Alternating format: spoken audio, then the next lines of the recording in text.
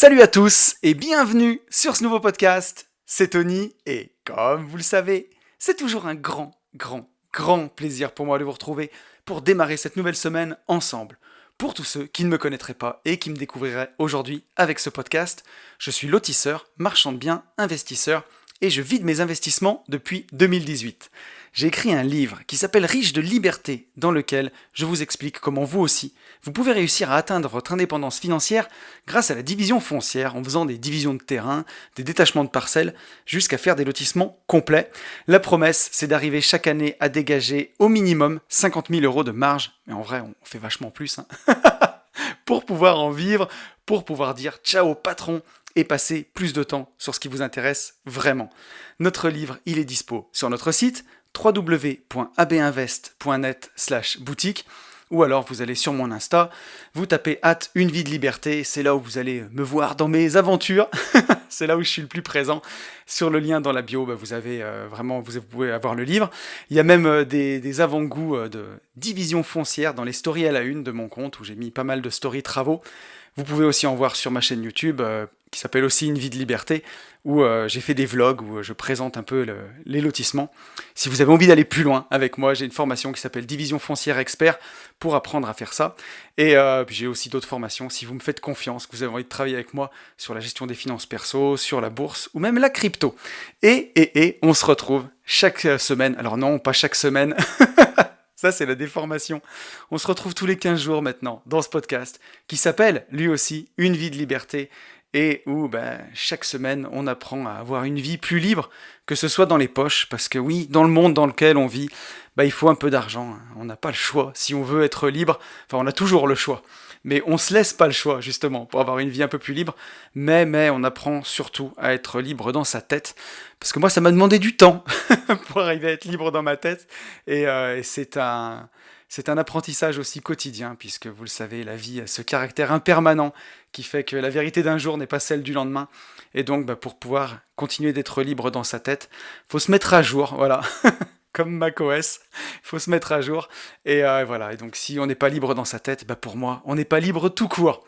Je vais commencer ce podcast comme je le fais tous les 15 jours, maintenant en remerciant tous les gens qui m'ont laissé un message suite au podcast de la semaine dernière. Un grand merci à Gurvan, Géraldine, Jean-Baptiste, Clément, Sylvie, Jimmy, Olivier, Yann, Brice, Delphine, Flo, Gwendoline, Vincent, Jérôme, Clément, Sander, Karim, Nicolas, Mélissa, Guillaume, Xavier, Nimbus, David, Nat, Clément, Charlie, Charlotte et Simon. Un grand merci à vous tous pour vos messages. C'est vous qui faites vivre ce podcast. Voilà, pour la première partie en tout cas, où je reviens sur le podcast de la semaine dernière, où ça permet de faire un débrief, parce que j'ai toujours voulu voir ces podcasts comme ça.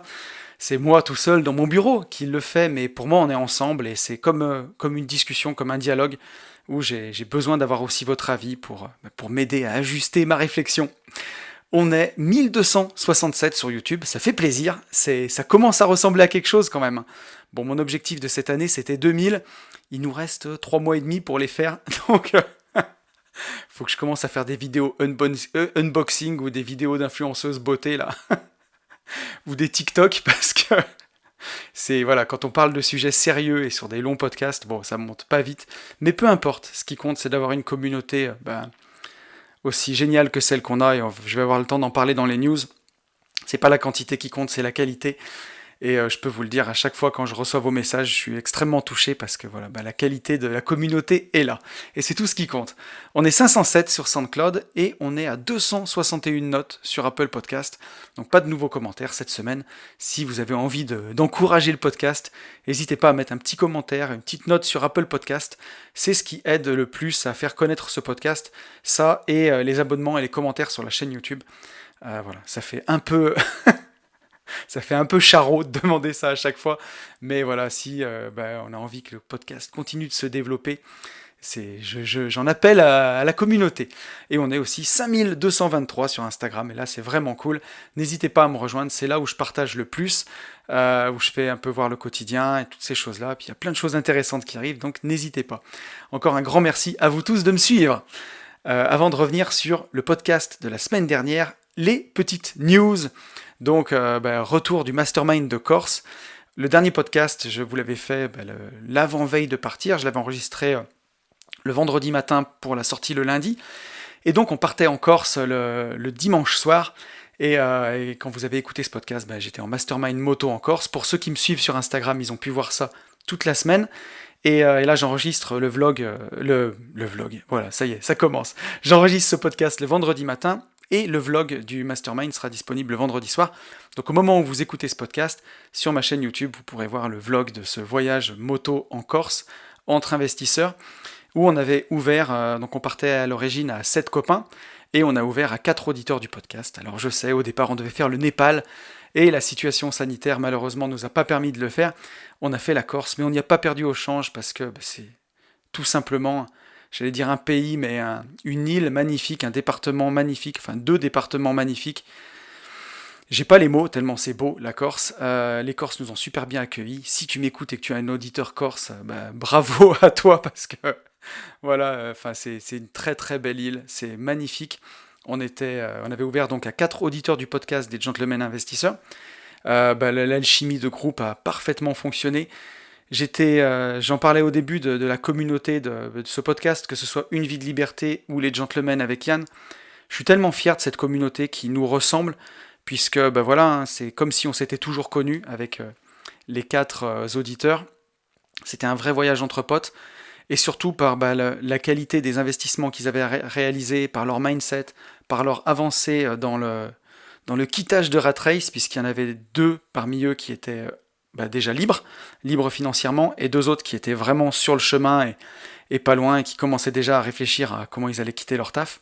Donc c'était fantastique, quoi. Un gros bisou à vous les gars, donc à Ben, Dimitri, Nico et Seb, c'était super, et puis un gros bisou aussi à tous les autres copains de la bande de départ. C'était vraiment top. Si vous avez envie de voir ça, de vous imprégner de l'ambiance, n'hésitez pas à aller voir ce vlog qui est dispo sur la chaîne YouTube. J'ai filmé tout au long de la semaine. Il y a un petit passage quand même valeur gratos au milieu, mes petites réflexions pour pas que ce soit qu'un film de vacances. Et c'est Léna qui a fait ça au montage, donc n'hésitez pas, c'est vraiment cool. Pour les autres news, on vous prépare aussi des trucs avec Yann. On est vraiment en train de bosser en ce moment. On a fait le planning jusqu'à la fin de l'année. Et c'est bien rempli. On a plein de projets en entrepreneuriat, donc c'est vraiment cool tout ça. Et la grosse news de cette semaine, c'est que l'épisode que je suis en train d'enregistrer, c'est l'épisode 100 du podcast. J'arrive pas à y croire que ça fait 100 épisodes d'une vie de liberté que je suis derrière ce micro, alors seul ou accompagné. D'ailleurs, à l'origine, je voulais faire des podcasts seul, puisque c'est personnellement, en tout cas, le genre de podcast que moi je préfère. J'adore les podcasts en interview et j'ai adoré avoir tous ces invités. Mais en tout cas, que moi je préfère écouter, j'adore écouter les podcasts de gens tout seuls, qui partagent leurs réflexions. Et surtout sur des formats où on est entre 40 minutes et 1 heure de podcast, on a vraiment le temps de rentrer ensemble dans profondeur dans des sujets. Et je suis hyper content d'avoir réussi à mener 100 épisodes comme ça. On va avoir le temps d'en parler dans le sujet du jour. Mais voilà, on va le fêter ensemble à ma manière, ce 100e épisode. Et je voulais juste vous dire un grand merci à tous d'être là, pour ceux qui sont là depuis le début, pour ceux qui ont rejoint l'aventure en route, pour tous les messages ultra touchants que je reçois, que je peux pas partager parce qu'ils sont trop personnels.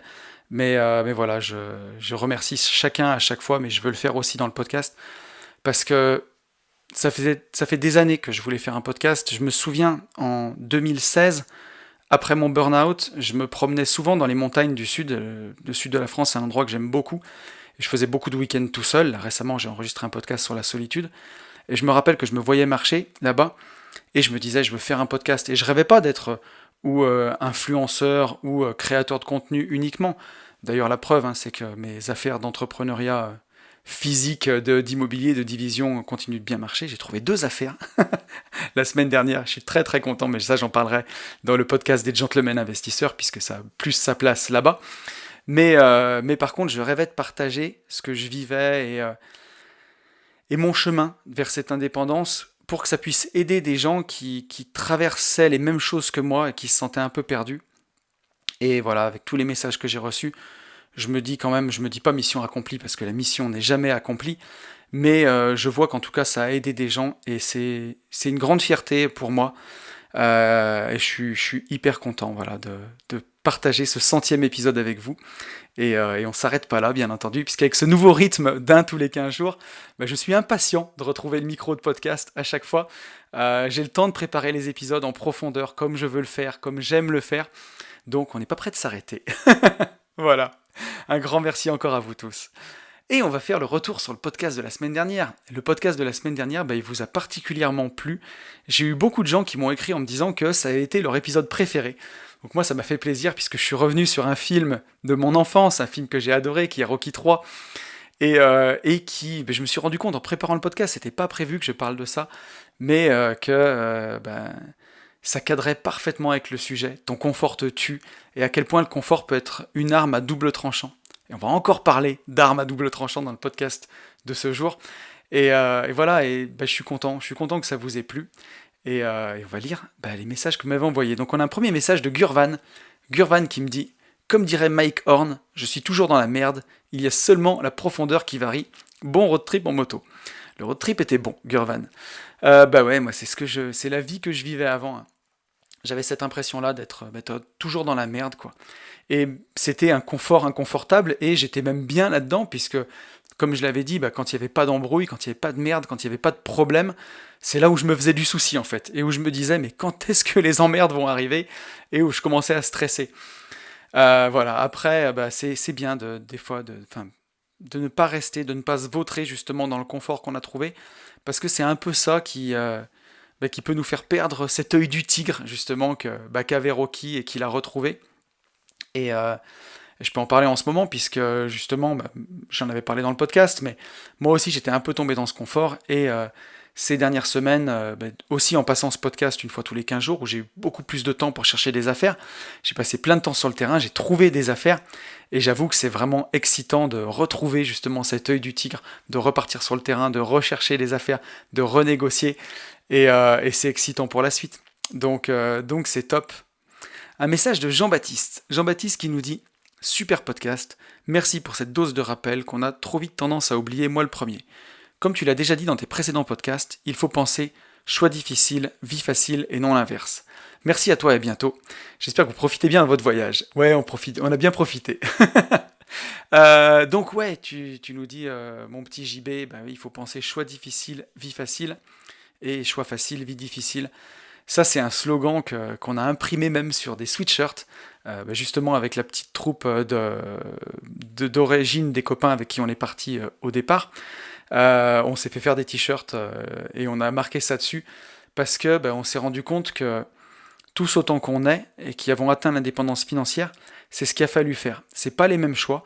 Pour Mika, par exemple, ça a été de retourner à l'usine pour se mettre en difficulté, avoir un CDI et pouvoir investir.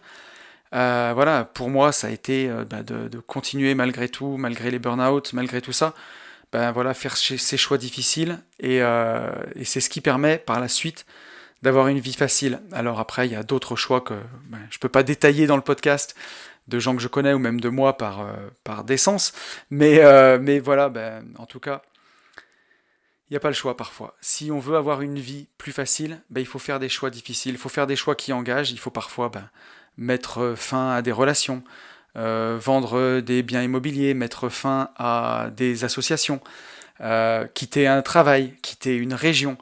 Et c'est ce qui permet à la fin d'avoir une vie facile. Et si on veut une vie facile, en tout cas une vie où on n'a pas à trouver le courage de faire ces choix-là, donc c'est encore une fois un confort inconfortable, puisque c'est pas ce qu'on veut, mais on a une vie difficile. Voilà, par facilité, si on veut pas avoir le courage de prendre certains choix, de faire certaines actions, on subit une vie difficile, effectivement. On a un message de Yann. Yann qui me dit « Wow, wow, wow !» D'abord le thème de l'insécurité, puis la solitude, et maintenant la sortie de zone de confort. Tu traites de gros morceaux dernièrement, bravo, moi je t'en prie. Pour rebondir sur le sujet, peut-être que tu aurais pu aborder des sujets connexes, tels que la destruction créatrice, ou bien le goût de l'effort. À l'image de Schumpeter et de sa vision des marchés financiers, un mouvement d'innovation, ici notre nouveau mindset, qui réussirait sa percée, viendrait créer un nouveau paradigme, détruisant par la même occasion l'ancienne disquette. et comme un sportif qui remet son titre en jeu, en ne s'attachant pas à ce qu'il est devenu au fil du temps et des titres. Par exemple, Lewis Hamilton. Bref, un sujet encore passionnant de traiter, good job. Bah écoute, merci beaucoup à toi Yann. Alors pour revenir sur ton message et l'expliciter un peu, puisqu'il est vraiment dense, je suis allé voir, parce que Schumpeter, tu vois, je connaissais pas. Donc Joseph Schumpeter, il a vécu au début de 1900, et pour lui, la destruction créatrice, c'est un concept qu'il a créé. Elle désigne le processus qui est continuellement à l'œuvre dans les économies et qui voit produire de façon simultanée donc la disparition de secteurs d'activité économique conjointement à la création de nouvelles activités économiques. Et donc, ça permet d'avoir justement une nouvelle vision économique. C'est exactement comme Uber qui a disrupté les taxis. Et avant il y avait des taxis, Uber arrive, disrupte ce domaine, et ensuite c'est des Uber, et c'est une nouvelle façon de voir les choses. Ou comme Airbnb qui est en train de disrupter fortement l'économie hôtelière et qui laisse place à autre chose. Ou tout simplement comme le boulier avant, qui a disparu pour laisser place à l'ordinateur. C'est la destruction créatrice. Quand on crée quelque chose, ça détruit autre chose et ça prend la place, et ça remplace en fait. Et effectivement, pour notre nouveau mindset, c'est un peu la même chose. On pensait d'une certaine façon quand on était salarié, quand on était dans notre petit confort. Et puis, à force d'avancer, à force de construire son mindset, de construire sa façon de penser, de lire, de rencontrer des gens, petit à petit, cet ancien mindset se détruit et on installe à nouveau une nouvelle version du logiciel, quoi, tout simplement. Comme le nouveau macOS, il remplace l'ancien qui n'est plus là. Et je pense que c'est exactement ça. Et moi je le vois, il y a même des fois où j'ai besoin de relire dans mon journal intime, que je le tiens un peu moins, mais je le tenais beaucoup justement dans la rat race, et j'avais partagé des morceaux sur Instagram, mais quand je relis dans ce journal, c'est incroyable à quel point mon mindset a changé. Et justement, j'ai besoin de relire dans ce journal pour voir comment je pensais avant. Et donc je rejoins un peu ta vision, que voilà, un nouveau mindset va chasser l'ancien. Et c'est ça qu'on veut, puisque si on a envie d'avancer, il faut penser différemment. Et c'est justement en pensant différemment qu'on avance. On s'est fait une réflexion justement pendant ce séminaire, que la plupart des gens qui sont dans la vie, les gens du quotidien, ils vont parler en euros. Voilà, je gagne 1000 euros, 2000 euros, 3000 euros. Nous, les investisseurs, c'est coutume de parler en cas, voilà, en milliers d'euros, en cas. Sur cette affaire, je vais gagner 30K. Tiens, j'ai négocié, j'ai gagné 5K, j'ai économisé 5K, j'ai investi en bourse, j'ai posé 10K. On va parler en cas. Et justement, on a une échelle de 1000 par rapport aux gens du quotidien. Et peut-être que c'est ce mindset-là qui fait qu'on est indépendant financièrement. Et récemment, j'ai passé du temps avec des investisseurs très très avancés, bien plus que moi, et eux parlent en M. Voilà, en M pour million. Je suis en train de vendre mon immeuble, je le vends pour 1 M et demi, 2 M. Là-dessus, on va gagner 0,5 M. Et peut-être qu'ils sont beaucoup plus loin aussi, parce que eux, ils parlent en millions, quoi. Et pour Jeff Bezos, parler en M, c'est le quotidien. Lui, il parle plus en centaines de milliers d'euros, ou en milliers d'euros en tout cas. Jeff Bezos, il parle en millions au quotidien, et avec une fortune de je sais plus combien, 1600 milliards, je sais plus, il peut parler en milliards, lui, carrément. Donc voilà, alors sans parler d'aller parler en milliards, mais c'est intéressant comme réflexion, de se dire que notre façon de voir les choses, nos lunettes pour voir le monde, la disquette qu'on a dans la tête, elle nous formate, puisque en parlant en euros, alors les gens du quotidien, je veux pas que ce soit péjoratif, mais je pense que vous aurez compris ce que je veux dire, on se limite dans les nombres. En parlant en cas, on se limite déjà un peu moins, on a une échelle un peu plus grande. Quand on parle en millions, c'est encore différent. Donc voilà, je voulais partager avec vous cette réflexion. On a un message de Flo qui dit « Alors là, chapeau bas, tes podcasts me parlent tous, mais pour celui-ci, je suis obligé de réagir.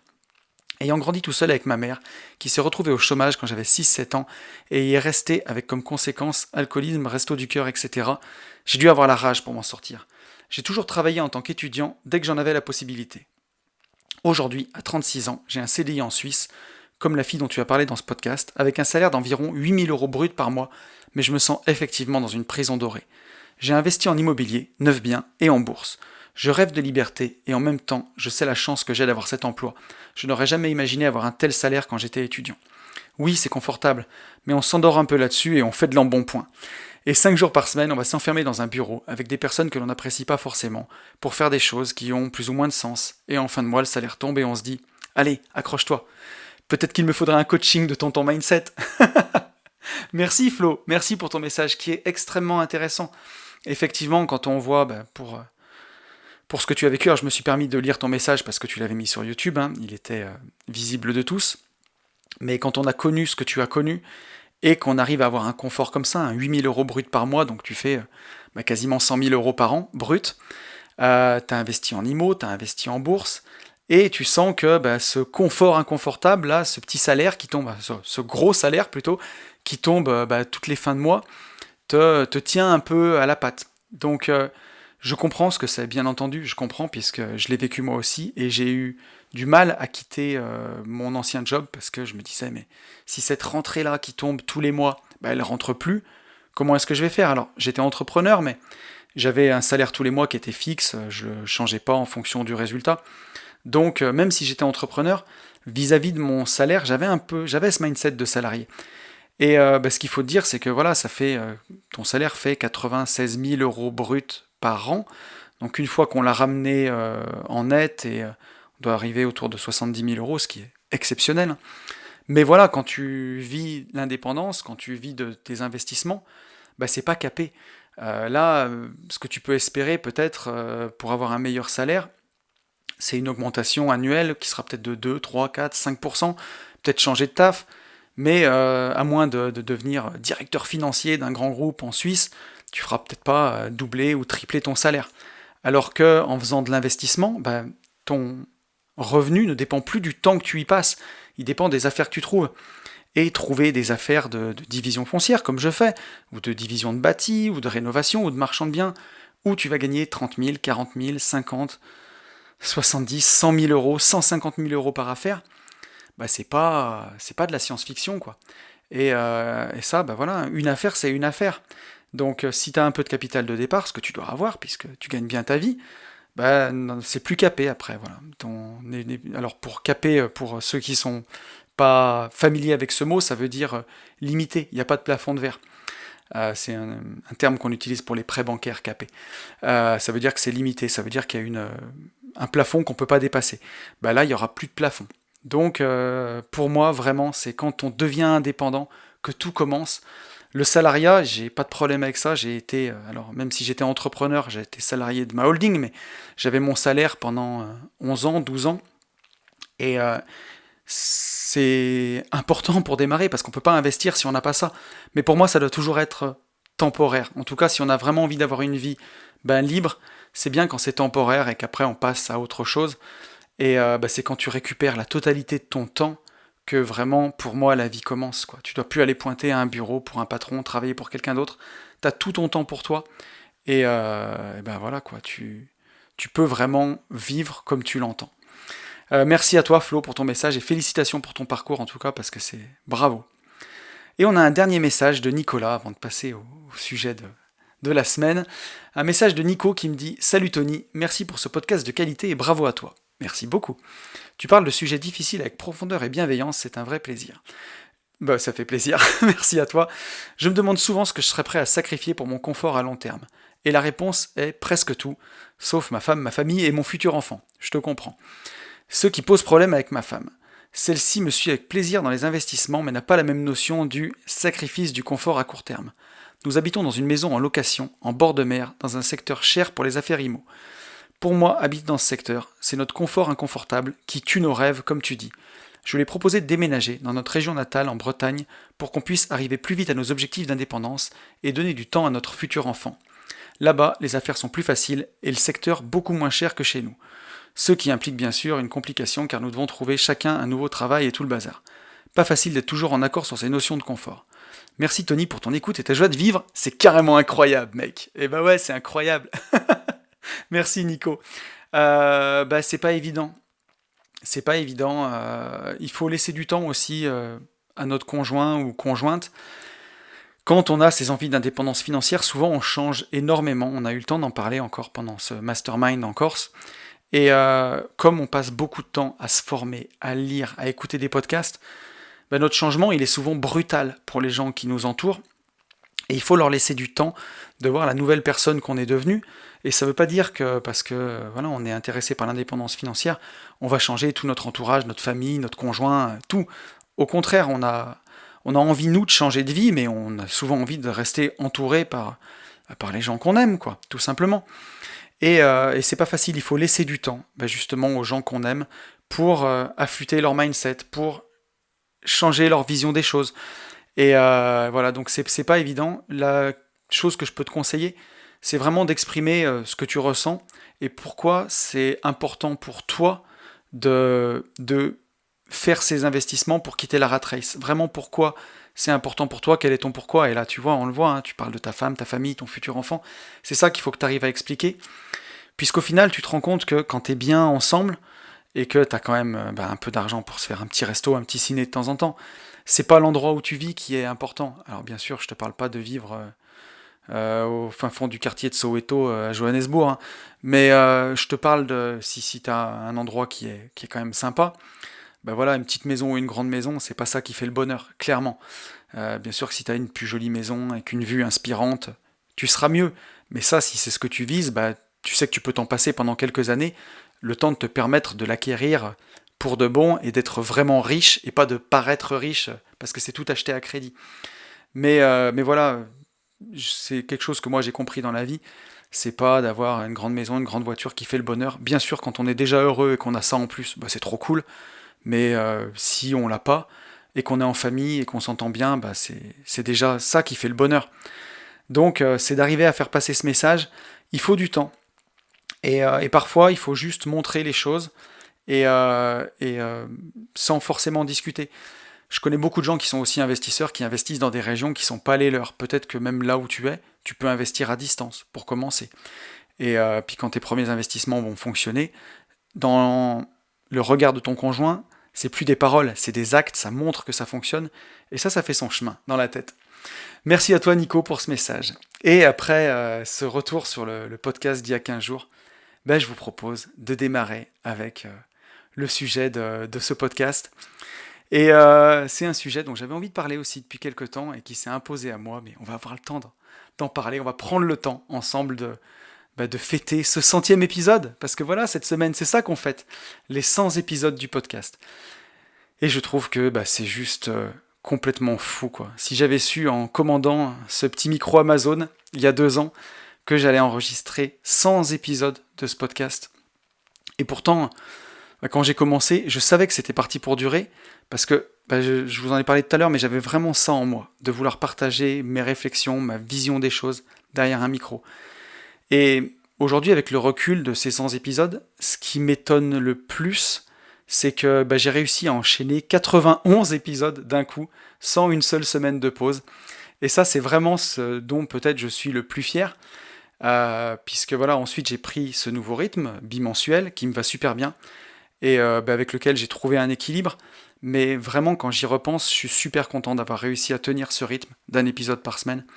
Et d'ailleurs, ce qui me fait passer à un épisode tous les 15 jours, c'est pas le manque d'inspiration ou que j'avais moins de choses à dire, parce que j'ai toujours plein de choses à dire, mais c'était surtout pour avoir plus de temps pour moi, pour vivre des choses et nourrir aussi ma réflexion pour pouvoir vous en faire part dans ce podcast. Un peu comme, alors là ça va être hyper pompeux là, mais un peu comme des artistes aussi qui font des pauses entre des albums pour simplement vivre des choses, quoi, et avoir des choses à raconter. Là, c'était pompeux, là. J'avoue, le mec qui se compare à un artiste, on est bien. Mais voilà un peu l'idée, quoi. Et voilà, parce que j'ai toujours plein de choses à dire, mais voilà, j'ai besoin de ce temps pour nourrir ma réflexion, et parce que je suis aussi fier de ça, parce que sur 91 épisodes, des tumultes, des choses dans la vie perso, il y en a eu beaucoup. Ces 2 dernières années qui auraient pu me faire dévier du cap. Alors, que ce soit n'importe quoi, hein, un rhume, une gastro, une grippe, ou un procès en cours, par exemple, des choses comme ça, qui auraient pu me faire dévier un peu de ce cap que je m'étais fixé de faire un épisode par semaine. Et puis non en fait, j'avais vraiment pris cet engagement avec moi-même, un engagement fort, ne pas se laisser le choix quoi. Et quoi qu'il arrive, le lundi à 10h, il y a un épisode qui est sorti, coûte que coûte. Et ce que je peux dire avec le recul sur tout ça, c'est que prendre un engagement ferme avec soi-même, un engagement où on ne se laisse pas le choix, comme de s'entraîner au CrossFit 3 fois par semaine, coûte que coûte, c'est une excellente façon d'avoir des résultats. Et ça m'a poussé à plein de choses, ça m'a poussé à m'organiser, ça m'a poussé à m'engager vis-à-vis de vous, vis-à-vis de ma communauté, ça m'a poussé aussi à parfois improviser dans l'urgence. Et je me souviens d'une semaine qui était complètement folle, où j'avais le temps de ne rien faire, j'avais des rendez-vous tout le temps, et pas de temps pour réfléchir. On avait eu un J'irai investir chez vous, avec Yann, où on était parti à Paris, c'était au mois de décembre l'année dernière. J'avais des rendez-vous notaires de mon côté, où je passais 2 heures chez le notaire, enfin c'était de la folie. Et j'ai pas eu le temps de préparer de podcast ni rien, et je m'étais gardé ce joker, j'avais fait l'interview de Yann le dimanche pour le lundi, et finalement, ça a été un épisode hyper sincère, hyper touchant, dont Yann m'a même reparlé hier, puisqu'il a eu un auditeur du podcast qui lui a parlé justement de cet épisode. Et pour moi, ça reste un des plus beaux épisodes en duo. C'était un épisode hyper sincère, hyper touchant, où j'ai vu mon Yann comme jamais. Et ça a laissé place même à de belles choses, justement, de ne pas se laisser le choix.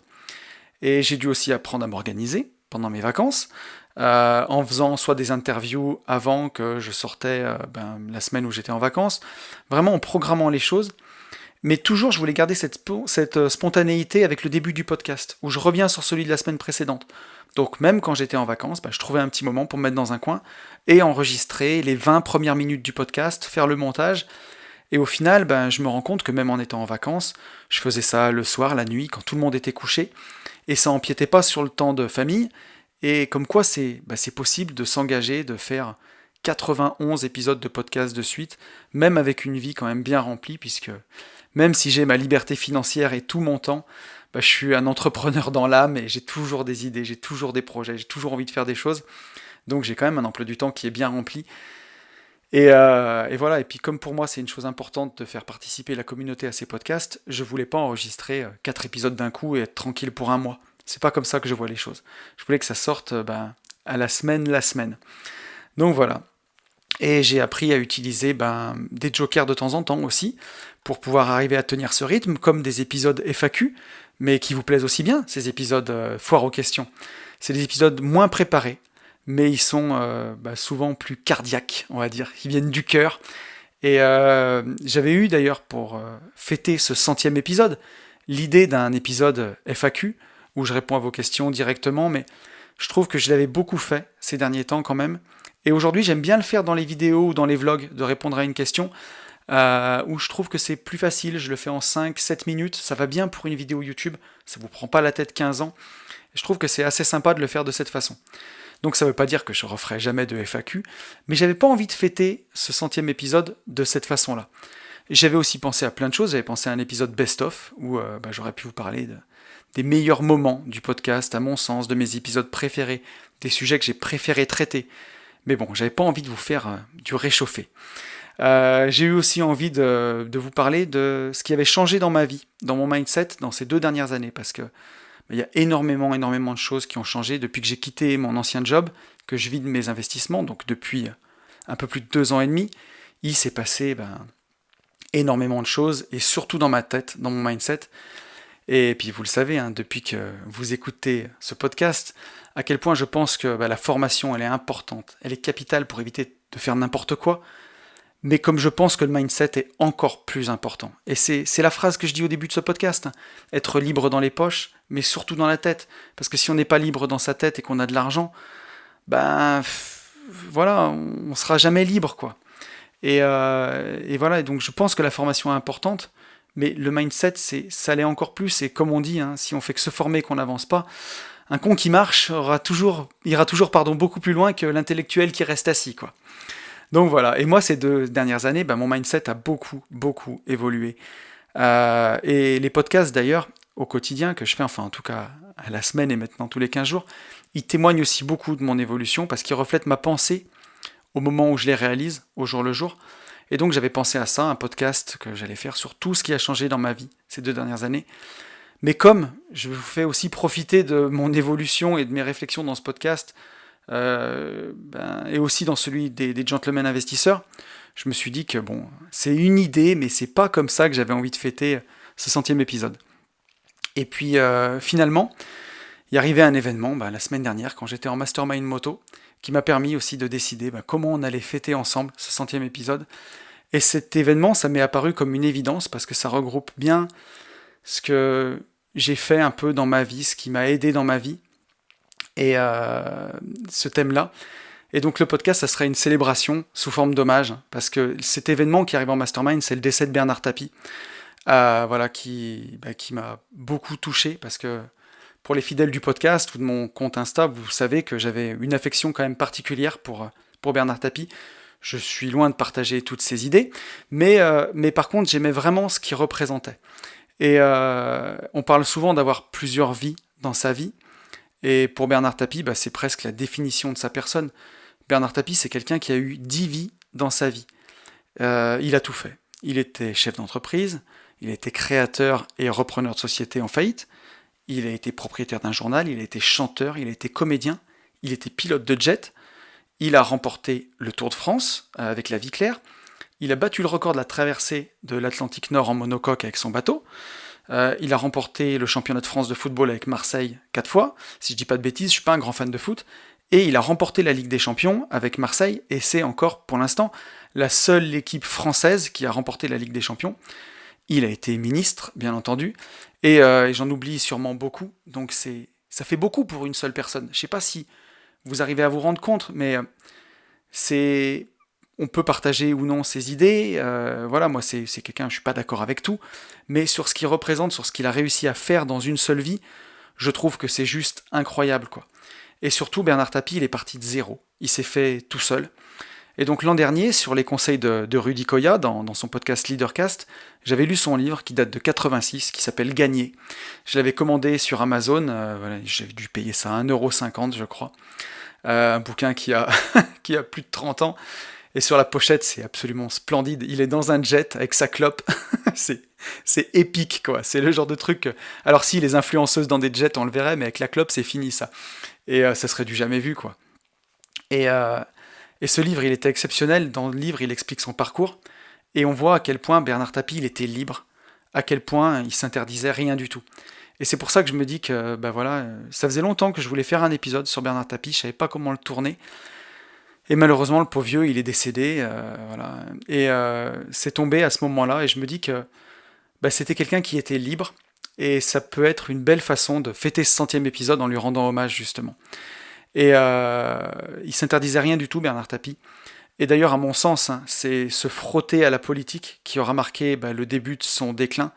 Et ça a peut-être été le coup de trop, voilà. Parce que il a fait plein de choses, je veux dire, il se foutait de tout. Quand il y a des gens parmi nous qui pensent au regard des gens juste pour faire une bricole, j'en parlais tout à l'heure dans le podcast, mais juste pour changer de voiture, ils ont peur du regard des gens. Bernard Tapie, il s'en foutait. Chef d'entreprise, chanteur, comédien, Tour de France, football. Le gars n'avait aucune limite. Et il est allé jusqu'à la politique, et c'est ce que je pense a peut-être été le coup de trop. Et dans ce podcast, en tout cas, c'est pas ici qu'on va dénouer le vrai du faux, parler des affaires, de qui a tort, qui a raison, dans ces affaires qui l'ont opposé à sa banque et à l'État. Même si j'ai quand même ma petite idée sur la question. Une petite idée qui m'a été soufflée d'ailleurs par notre cher Harry Brown dans son excellent livre dont je vous ai parlé dans le podcast, How I Found Freedom in a Non-Free World, comment j'ai trouvé la liberté dans un monde qui n'est pas libre. Et dans ce livre, Harry nous donne un conseil qui pour moi est extrêmement important. Il nous dit « N'affrontez jamais frontalement l'État ». Et je pense qu'il a raison. Il y a des batailles qu'on peut mener et où on peut gagner, et il y a d'autres batailles où quoi qu'on fasse, aussi gros qu'on soit, on va juste rester un gros pot de terre contre un pot de fer. Et on sait d'avance qu'on n'en sortira pas vainqueur. Parce que tout simplement, il y a l'un des deux qui peut pas perdre la face. Le pot de fer, il peut pas perdre la face, lui. Et puis quand il y a l'un des deux qui établit les règles du jeu, et qui les change en cours de jeu si l'issue de la partie ne lui plaît pas, et on sait peut-être pas qui a tort ou raison au départ, mais on connaît déjà l'issue des choses. Et donc voilà. Et en tout cas, quoi qu'il se soit passé avec ces affaires, moi je trouve que ça enlève en rien à l'image que représentait Bernard Tapie, parce qu'il nous a montré quelque chose d'incroyable. Il nous a montré que quand on démarrait de rien, tout était possible. Voilà. Et que dans la vie, si on veut quelque chose, il faut aller le chercher. Et que dans la vie, il ne faut pas toujours demander la permission avant d'aller chercher quelque chose, mais simplement se donner le droit à soi de le prendre. Alors oui, Bernard Tapie, il a licencié des gens quand il a repris des entreprises.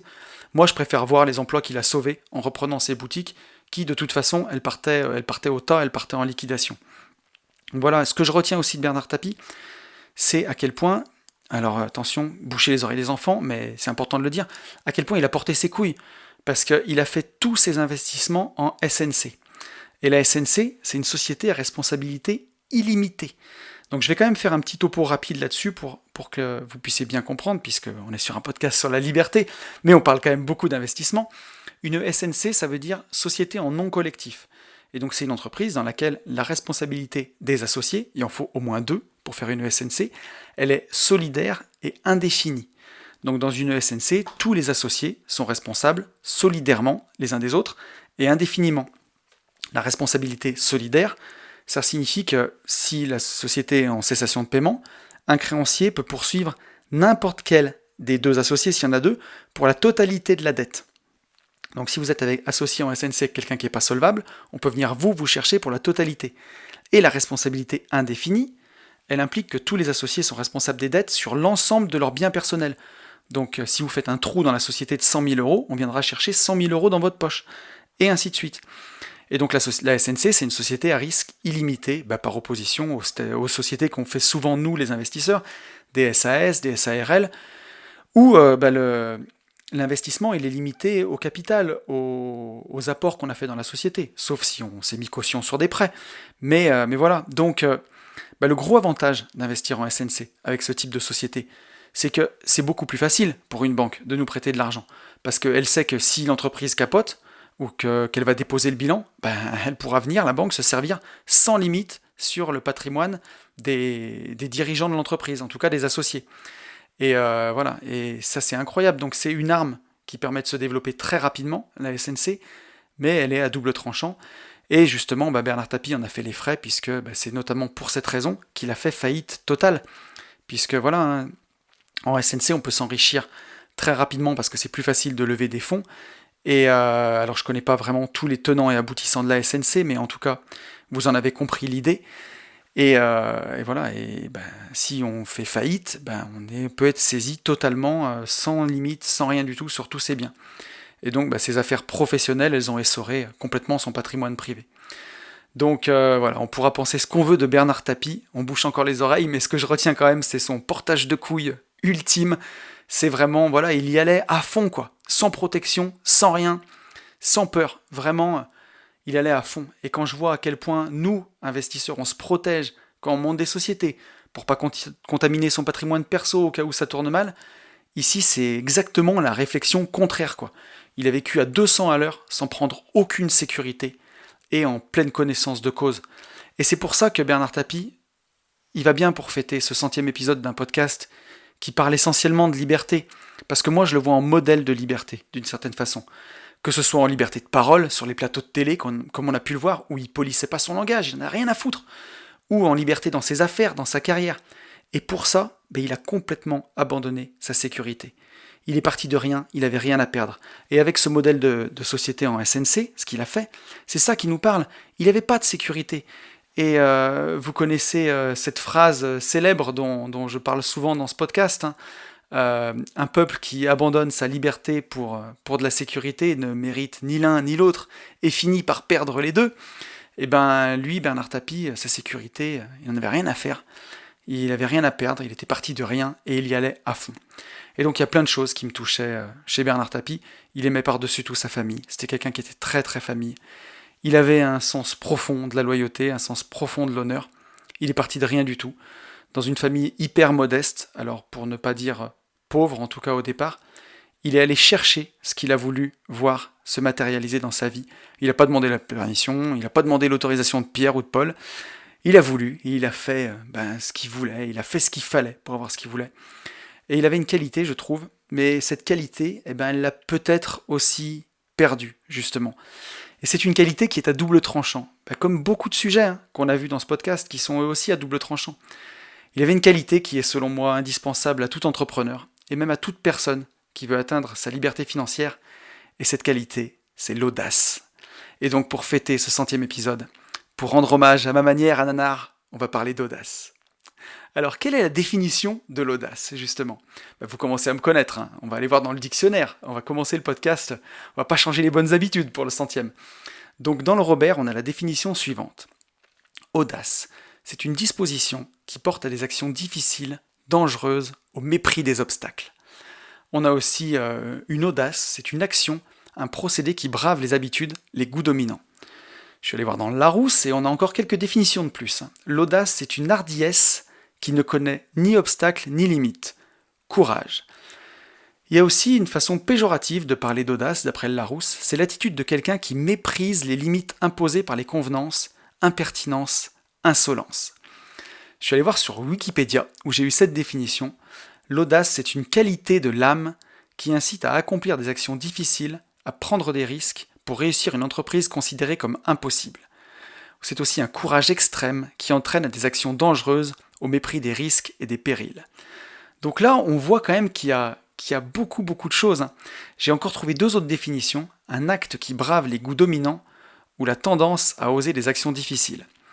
Et il y a des choses qui sont contraires. Pour certains, c'est une attitude qui est presque de l'insolence. Et pour d'autres définitions, c'est une qualité de l'âme. Donc vous voyez, quand je vous parle d'arme à double tranchant pour l'audace, c'est parce que rien que quand on parle d'audace, ça peut être pour certaines personnes quelque chose de bien vu, comme une qualité de l'âme, jusque-là du courage, et pour d'autres, de l'impertinence, de l'insolence. Et quand je vois ces définitions, il y a aussi quelque chose qui me saute vraiment littéralement aux yeux. On voit les mots courage, difficile, dangereux, et aussi le mot braver les habitudes et braver les idées dominantes. Donc ça, c'est quelque chose vraiment à avoir en tête. On le sait, nous, en tant qu'investisseurs dans ce podcast, en tant que personne qui vise la liberté, qu'elle soit financière ou dans la tête, on vise d'être comme 1% des gens, voilà. Et on va fuir les 99 autres pourcents, on va fuir la moyenne. Et voilà, là, on le voit ici, courage, difficile, dangereux.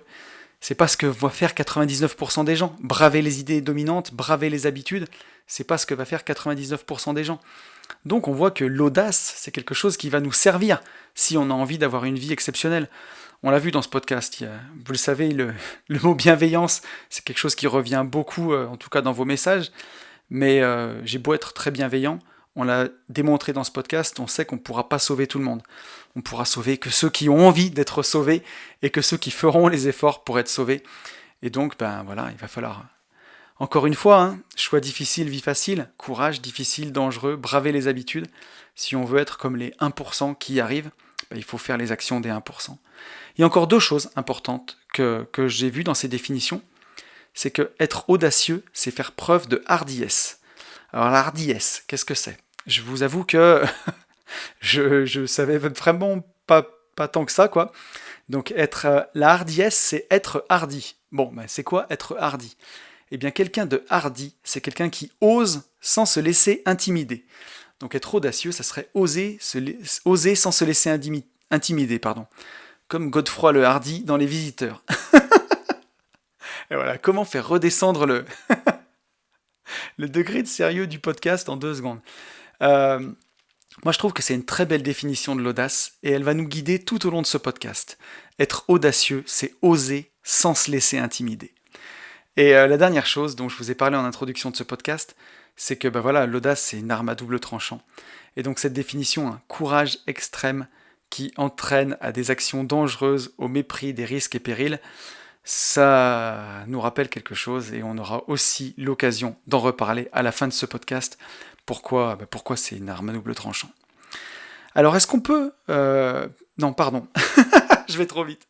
Pourquoi peut-on manquer d'audace ? Pourquoi peut-on manquer d'audace ? Une des raisons principales du manque d'audace, et c'est justement ce que Bernard Tapie explique dans son livre « Gagner », ce livre que j'avais lu l'année dernière et que j'ai repris en partie pour ce podcast, c'est l'acceptation de l'autorité. C'est souvent pour ça que les gens manquent d'audace, c'est que quand ils ont quelqu'un au-dessus d'eux qui leur dit ce qu'ils ont à faire, ils se résignent, voilà. Et donc, elle peut prendre plusieurs formes, hein, cette autorité. Un professeur avec une blouse blanche, par exemple, un policier avec un képi, ou un professeur des écoles, un professeur d'université, un père, une mère, voilà, quelqu'un d'au-dessus de nous, quand il nous dit qu'il ne faut pas faire ça, voilà, on accepte, hein. C'est pour ça que ce manque d'audace se caractérise.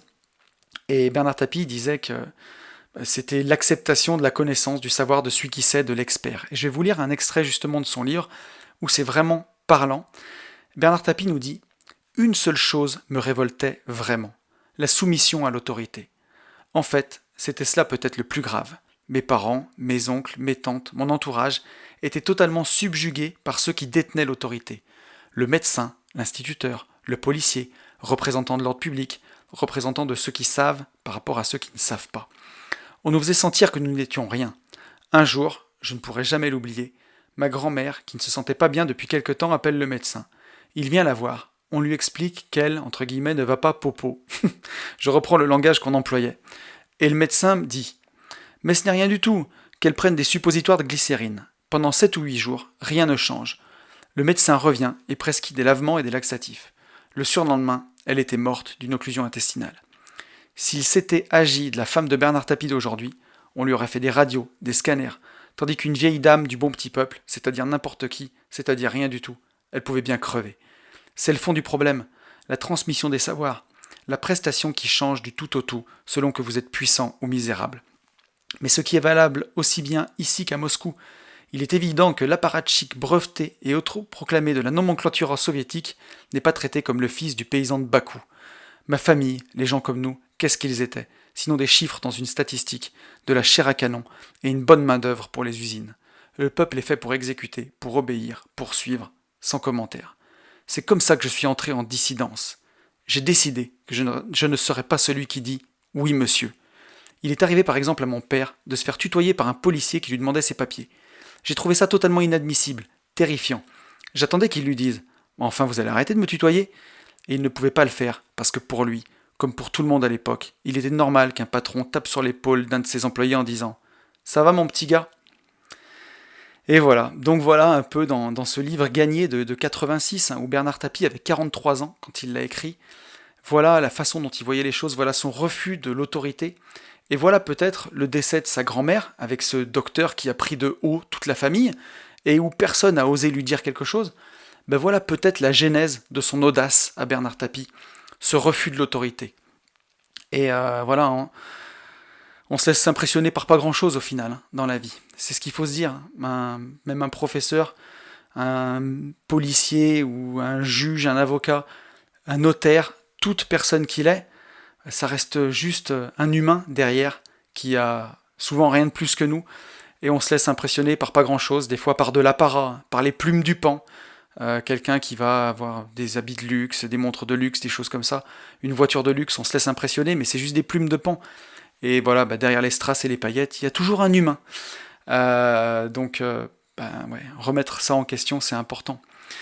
Il y a aussi, qu'est-ce qui fait que les gens manquent d'audace? Il y a la peur du ridicule, la peur d'être jugé par l'entourage. Qu'est-ce qu'ils vont penser de moi si je me lève et que je saisis ma chance? Et quand je vois ce que Bernard Tapie il a fait, il n'en avait rien à foutre. Il allait de la chanson aux affaires, à la politique, au sport. Il s'en foutait. Et quand je vois qu'il y a des gens qui me disent oh là là, quand tu mets ta veste Mickey, c'est trop cool, t'as du courage. Je me dis mais c'est ouf quoi. Si vous avez envie de mettre une veste Mickey, mettez une veste Mickey, ça vous fait plaisir. Moi je sais que j'adore ça et j'aime bien, donc je la mets, ça me fait kiffer. Et ça me fait passer, comment dirais-je, faut garder une âme d'enfant, ça me fait kiffer. Et faut s'en foutre en fait, faut s'en foutre. On se fout du regard des gens. Et voilà, être audacieux, c'est faire abstraction du regard des gens. Il y a aussi une chose qui est très importante. Pourquoi les gens manquent d'audace? Et c'est une chose qui me tient vraiment à cœur. C'est que les gens pensent qu'ils ont le temps. Et oui, ils pensent qu'ils ont le temps. Ils pensent qu'ils pourront profiter de la vie à la retraite. Mais ça, c'est une énorme arnaque. Le bonheur, il est ici et maintenant, tout de suite. Il n'y a pas une minute à perdre. Et je pense que c'est pour ça qu'ils ne sont pas audacieux. Ils pensent qu'ils ont le temps. Et que s'ils ratent une opportunité de réussir, la vie, elle leur fera cadeau d'une autre opportunité sur un plateau, un de ces jours. Qu'ils ont le temps d'attendre que les opportunités, elles se représentent. Ils vivent comme si la mort, elles faisaient pas partie du tableau, comme s'ils étaient immortels. Et ces gens-là, ils ignorent la mort. Mais pour moi, ignorer la mort, c'est ignorer la vie, tout simplement. Et si les gens ont peur de mourir, je vais être dur, mais c'est parce qu'ils n'ont rien fait de leur vie. En tout cas, ils n'ont rien fait pour leurs rêves. Ils n'ont pas fait un pas vers leurs rêves. Ils diffèrent le bonheur pour la retraite, en se disant mais j'aurai le temps d'être heureux. Plus tard, j'aurai le temps de voyager, j'aurai le temps de faire ci, j'aurai le temps de faire ça. Et donc, ils ont une trouille bleue de mourir avant d'avoir profité. Et justement, quand on est audacieux, quand on vit pour ses rêves, qu'à chaque pas qu'on fait, il est dirigé vers nos objectifs, alors bien sûr, on se souhaite de mourir le plus tard possible. Mais si jamais ça arrive un peu plus tôt que prévu sur l'horloge de la vie, au moins, on a vécu selon ses principes, on a vécu en pourchassant ses rêves, et on a vraiment vécu intensément une vraie vie. On a respecté la vie qui nous a été offerte. Et quand j'ai préparé ce podcast, j'ai lu 2 choses sur Bernard Tapie qui m'ont énormément marqué. La première, elle date d'une interview de 2010, où il disait, là il venait d'apprendre qu'il avait le cancer, et il disait « Mourir, c'est pas une catastrophe. J'ai vécu d'une manière incroyable, formidable, chanceux. J'ai connu des moments de bonheur inimaginables. » Et la seconde, elle date de 2017, et donc un peu plus tard, il y a 4 ans. Et à l'heure du bilan de sa vie, où il savait qu'il était condamné avec son cancer, il avait toujours autant de satisfaction. Et il a déclaré dans cette interview écrite « Qu'est-ce que j'ai pas fait ? À ma place, tu peux pas te dire que t'as pas été pourri gâté par la vie. L'idée de mourir, ça me fait pas chier du tout. La mort, c'est la consécration de la vie pour moi. » Et ça, c'est ouf parce que j'ai découvert ces 2 morceaux d'interview après avoir écrit ce premier morceau dont je viens de vous parler. Et ça illustre en fait parfaitement mon propos. C'est ça. C'est quand on vit intensément, quand on vit en accord avec ses valeurs, moi je pense qu'on a moins peur de la mort. Et c'est ce que ne font pas la plupart des gens. Pour éviter de penser à leur réelle mission de vie, à ce qui est important pour eux, au-delà de tout le reste, ils passent leur temps à se prendre la tête pour des choses inutiles, pour noyer le poisson, quoi. Ils font passer toutes les choses urgentes avant les choses importantes pour leurs objectifs.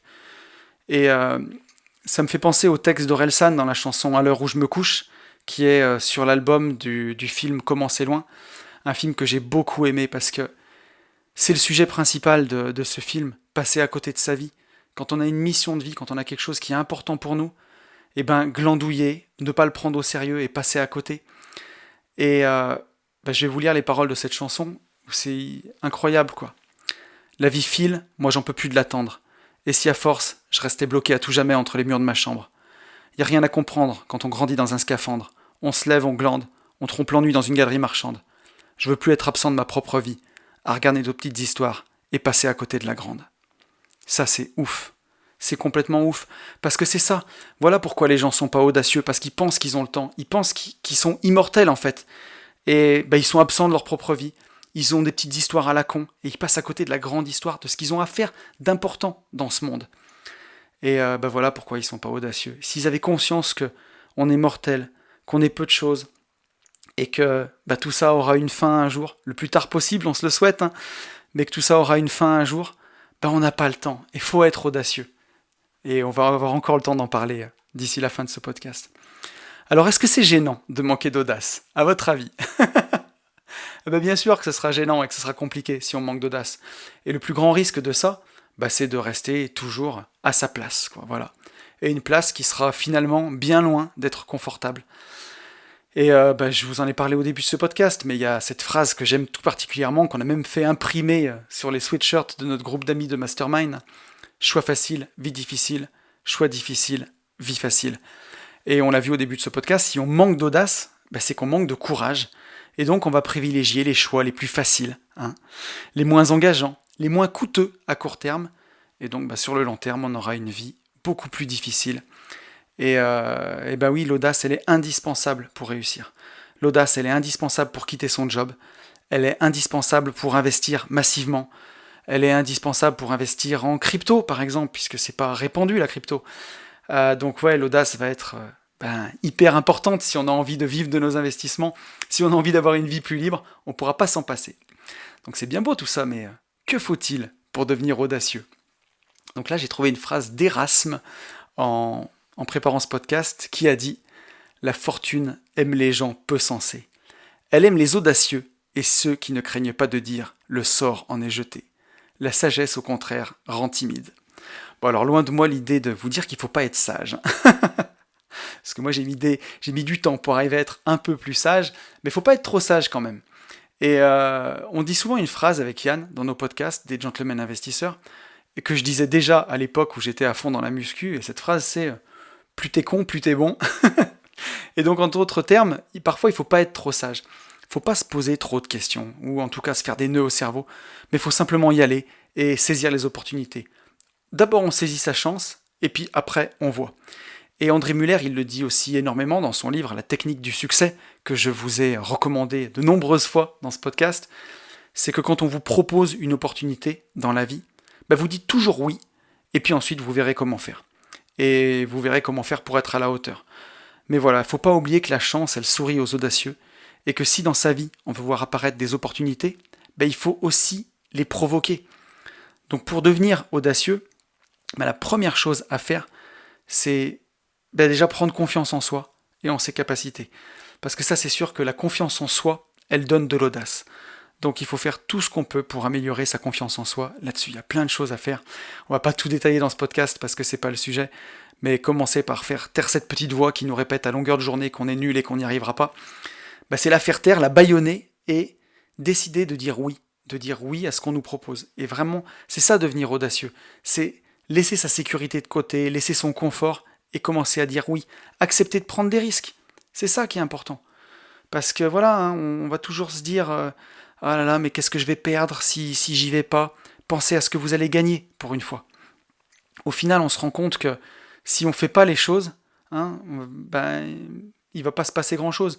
Mais souvent, pour le business, pour l'indépendance, c'est des choix avec une forte asymétrie positive. Si on les fait pas, il va pas se passer grand-chose. Mais si on les fait, on peut drastiquement changer notre vie. Donc voilà, foutez-vous du regard des autres pour devenir audacieux. Ça, c'est très important. Apprenez à vous en foutre. Voilà. Les gens, s'ils sont pas là pour faire votre vie, ils sont pas là pour juger votre vie, ils sont personne pour juger votre vie. On s'en fout. On fait ce qu'on a au fond de nous, on fait ce qu'on a envie de faire. Faut accepter de faire des erreurs pour devenir audacieux. Ça, c'est très important. Accepter de se tromper, accepter de se rater.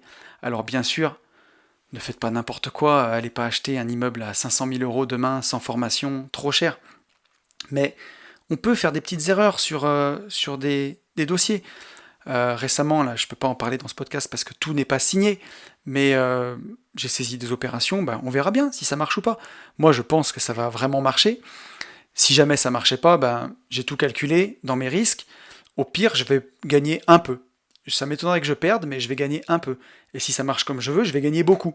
Mais c'est ça d'avoir en tête, c'est de se dire, mesurer son risque, mais accepter de faire des erreurs. Et peut-être qu'on va se tromper. Faut pas faire une erreur qui nous tape trop fort au portefeuille et qui nous empêche de nous relever. Mais même pour investir en crypto, voilà, quand on investit sur une crypto, on accepte que peut-être elle va faire un flop, elle va faire un gros drawdown, elle va baisser. C'est pas grave.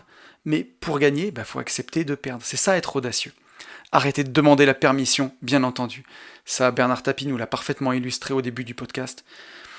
Ne demandez pas la permission. Si vous avez des soi-disant experts autour de vous qui essayent de vous convaincre que les choses ne sont pas pour vous, rappelez-vous que ces gens-là, ils sont nés sans rien au départ, exactement comme vous, et ils ont tout appris, peut-être à l'école ou peut-être sur le tas. Vous aussi, vous pouvez apprendre. Donc arrêtez de demander la permission. Il y a une question qui est importante quand on a envie d'être audacieux, c'est aussi de se demander qu'est-ce qui va se passer si je rate. Et vous verrez que souvent, il ne va pas se passer grand-chose. Et demandez-vous aussi, surtout, qu'est-ce qui va se passer si je ne le fais pas? Et c'est là où vraiment cette question elle est puissante, parce que si vous ne le faites pas, il ne va rien se passer. Mais vous allez peut-être perdre une opportunité énorme. Investir sur une crypto, je peux reprendre cet exemple-là. Vous avez une opportunité d'investir 500 € sur une crypto qui va être émise sur le marché. Il faut poser 500 €.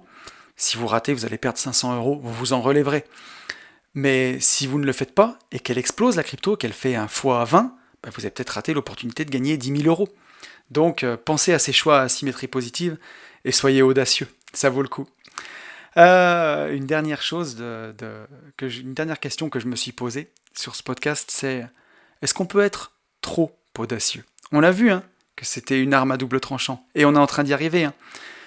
moi j'ai souvent tendance à penser qu'on vit qu'une fois et que il faut tester dans la vie tout ce qui fait du sens pour nous. Mais en revanche, indépendant de l'audace, quand ça marche, c'est peut-être de s'identifier un peu trop à son ego, justement, qui lui réussit. Si on est audacieux et que ça fonctionne, ça peut peut-être nous gonfler un peu l'ego et nous faire croire que on réussit tout ce qu'on touche et nous faire un peu décoller les pieds du sol, quoi. Et c'est pas ce qu'on a envie. Et on le sait, un excès d'ego et des grands projets, ça fait pas toujours bon ménage et ça peut nous faire des conneries énormes. Et on a vu beaucoup de gens avoir des réussites phénoménales parce qu'ils ont été audacieux et tout détruire en quelques années, mettre 10 ans, 15 ans, 20 ans à réussir et tout détruire en un an. Et j'adore cette phrase d'Idriss Aberkan qui dit qu'il faut mettre son ego au service d'un projet, mais ne jamais mettre un projet au service de son ego. Et je trouve que cette phrase, elle est parfaite et elle résume à elle seule ma pensée. Et voilà, et peut-être que si on fait preuve d'un peu trop d'ego, alors notre audace, elle aura plus aucune limite, ou en tout cas pas la bonne limite, et voilà, on pourra alors coller à cette définition qu'on a vue plus tôt dans le podcast, l'audace, un courage extrême qui entraîne des actions dangereuses au mépris des risques et périls. Et voilà le double tranchant de l'audace, si elle est associée et qu'elle nous gonfle l'ego et qu'on ne sait plus faire la différence, on peut peut-être aller trop loin. Et Jean Cocteau avait dit, le tout dans l'audace, c'est de savoir jusqu'où on peut aller trop loin. Donc cette phrase, elle est très intéressante. Pour Jean Cocteau, être audacieux, c'est déjà aller trop loin en soi. Mais dans cette définition, il place aussi une limite à cette audace. C'est savoir qu'on va trop loin, parfois, mais aussi savoir s'arrêter à temps. Le tout dans l'audace, c'est de savoir jusqu'où on peut aller trop loin. On sait qu'on va trop loin, mais le tout dans l'audace, c'est de savoir jusqu'où on peut aller trop loin. Et voilà, c'est savoir qu'on va trop loin, mais parfois il faut savoir s'arrêter à temps. Et peut-être que pour notre cher Bernard Tapie, qui lui réussissait tout, c'est son entrée en politique, être ministre en 1992, si je dis pas de bêtises, qui a peut-être été de l'audace, qui allait un peu trop loin, et qui a signé le début de ses vraies emmerdes. Rappelez-vous mon histoire du pot de terre contre le pot de fer, du combat qu'on ne peut pas gagner. Et pour ça, malheureusement, j'ai pas de recette miracle. Il faut surveiller son capteur d'ego qu'on a en nous, et essayer de faire attention à là où il nous mène, quoi. Est-ce que ce qu'on fait, ça a du sens pour nous, vraiment? Est-ce que c'est pour l'œil du voisin? Est-ce que c'est pour foutre la rage à quelqu'un, montrer qu'on vient du caniveau mais qu'on a réussi? Ou est-ce que ça a juste du sens pour nous? Est-ce que ce qu'on fait est important pour nous? Est-ce que ce que je suis en train de faire, ça colle avec mon pourquoi? Ou est-ce que je suis en train de me faire dépasser par mon ego qui est en train de gonfler comme un ballon? Donc voilà, le deuxième effet qui se coule de l'audace, à quel point c'est important d'être audacieux, mais aussi à quel point, si on ne fait pas attention à ce petit capteur d'ego, cette audace, elle peut nous emmener droit dans le mur et nous faire détruire ce qu'on a mis des années à construire. Donc, soyez audacieux. Il faut aller trop loin, faut pas être raisonnable, mais voilà. Ayez la sagesse, comme le disait Jean Cocteau, de savoir jusqu'où vous pouvez aller trop loin, en surveillant votre capteur d'ego. Et on arrive à la conclusion de ce podcast, et en conclusion de cet épisode du podcast, qui clôture donc ce cycle avec les 100 premiers épisodes. Alors c'est vrai que c'est quand même très symbolique, mais je voulais d'abord dire que je suis très heureux d'avoir traité ce sujet, et encore plus heureux que ce soit avec la personne de Bernard Tapie. Alors c'est dommage d'avoir attendu sa mort pour le faire, d'autant plus que je vous ai déjà parlé de son livre « Gagner » sur ce podcast. Mais voilà, quoi qu'il en soit, quel meilleur personnage que Bernard Tapie pour illustrer l'audace. Et je trouvais que c'était chouette de montrer que voilà, on allait illustrer l'audace avec ce 100e épisode, parce que c'est une vraie qualité pour avancer pour un investisseur. On voit que Bernard Tapie, il n'a pas accepté sa condition et la case dans laquelle il est né, dans laquelle on a voulu le mettre. Il n'a jamais demandé la permission. Il s'est jamais laissé impressionner par l'autorité. Bernard Tapie, c'est la définition même de l'audace, une audace sévèrement burnée. Au-delà des polémiques, moi c'est ce que j'ai envie de garder de lui. Quand sur une affaire je suis face à un gros marchand de biens ou à un gros lotisseur, je me laisse pas impressionner. Il n'a rien de plus que moi. Quand j'ai envie de demander quelque chose à quelqu'un de plus haut placé que moi, je le fais. Et quand le challenge sera grand, qui me fera envie, et que je m'en sentirai pas capable, j'essaierai de penser à Bernard et à tout ce qu'il a accompli sans se laisser intimider, et promis, je tenterai ma chance. Albert Einstein disait que tout n'est que fréquence et énergie. Bon, ça tombe bien. La fréquence et l'énergie, c'est les deux composantes de ce podcast. Alors ce message arrivera peut-être à son destinataire. Merci Nanar, merci pour l'inspiration. T'as tout niqué, putain. Pour certains t'étais un escroc, mais pour moi t'étais un vrai héros. On n'a qu'une vie, et la tienne, tu l'as saignée comme jamais. Je te souhaite un bon voyage, mec. Je finirai en citant une de ces phrases du livre Gagné, une phrase qui, vous allez voir, cadre incroyablement avec ce podcast. Le culot, en fait, n'est rien d'autre que la manifestation métaphysique, sonnante et ô combien ludique de la liberté. Ben voilà, l'audace, c'est la manifestation de la liberté. Que dire de plus? Ben mes amis, je vous souhaite de vivre votre vie à fond, parce qu'elle est courte. Je vous souhaite d'avoir la lucidité de voir les opportunités. Je vous souhaite d'avoir l'audace de les saisir et de ne pas les mépriser, car certaines ne se présentent qu'une fois. Je vous souhaite le meilleur, et vous le savez, je vous souhaite par-dessus tout de vivre libre.